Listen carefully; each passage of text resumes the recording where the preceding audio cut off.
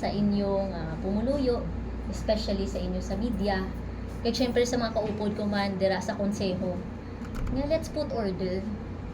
Let's put order in things, especially diri sa Sangguniang Panlungsod. If we are a co-equal branch sa government, dapat i-exercise man na naton freely and independently. Kay amo na gani nga dapat may checks and balances mo.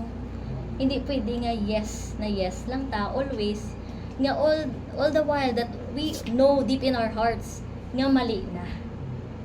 Ang normal guro nga bata pagkahambal ka legislative building, mabala na from the name itself, legislative. So I don't need to explain further. Kabalo ko nga kabalo si Mayor Raisa kung nanong insyakto, kag nagapati ako nga pagkaubrahon niya ang insyakto.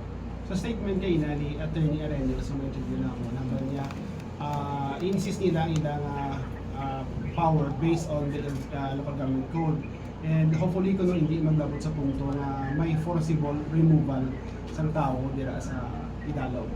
Your reaction?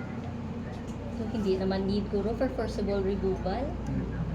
Kay in a government like this, dapat may rules gid ya dapat kita gina-follow. Pero tikon amo na iya ang gusto nila, hindi ko na iya maging part of that. Again, like I said, this will not hamper the work of the office of the Vice Mayor, and this will not hamper the work sa Sangguniang Panlungsod.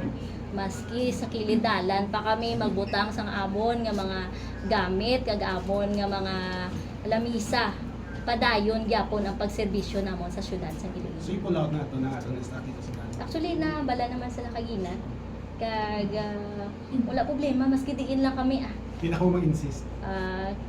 If that's the kind of government nga that Mayor Raisa wants to have, wala ta may mahimo.